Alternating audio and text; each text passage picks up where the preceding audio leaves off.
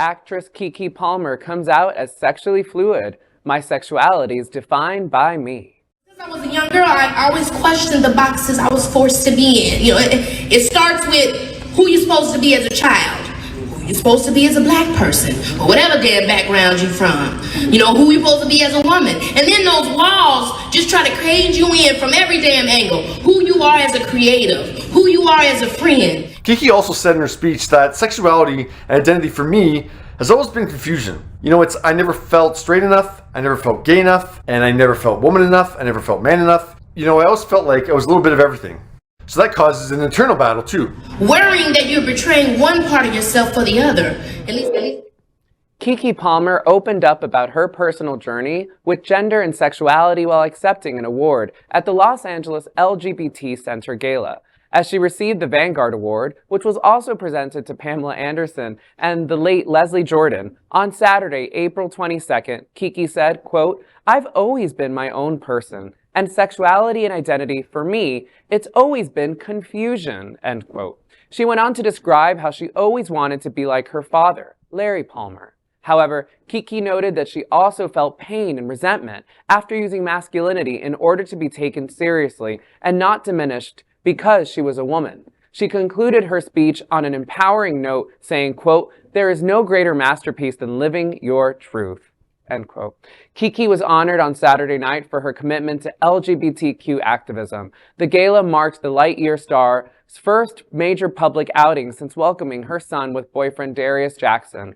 Ahead of her Vanguard Award win, she has been candid about her sexuality. In the 2015 music video for her song, I Don't Belong to You, she is shown leaving a man in bed at the beginning of the video and later arriving at a woman's house in lingerie.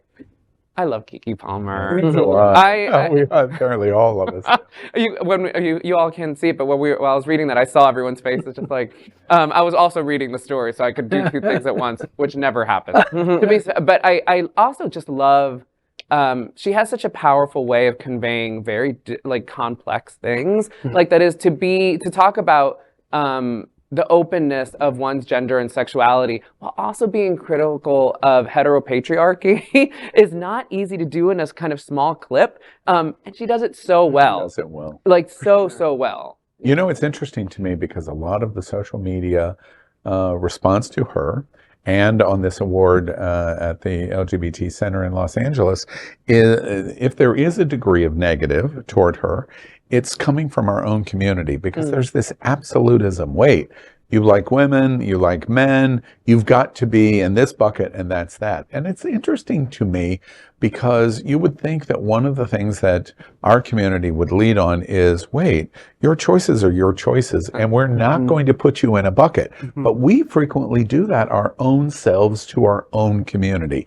And she reminds me of that after the presentation of this award, because in Reddit, for example, there was a lot of hate of the impending child and the relationship re-embracement. And it's, and I always think, who is it for me or anyone else to comment on your life? Right, exactly. Well, I have two questions though.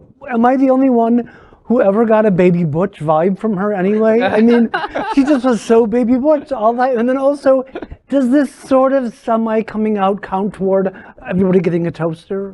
Because I need a new toaster. I commend her because it's hard, especially being a Black woman and coming out in community.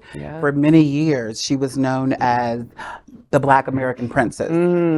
Everybody thought of her as America's sweetheart. She did everything right, everything perfect for years and years and years. And then something hit, and she does this. But a few years back, you just knew she was going to do her own thing. She was going to be who she was, and I commend her. And we cheer her just for being her. Right? LGBTQ plus news is vital for our community and for the broader world as a whole. We have enough enemies at Fox News. Tucker, Sean, and Lara are loud.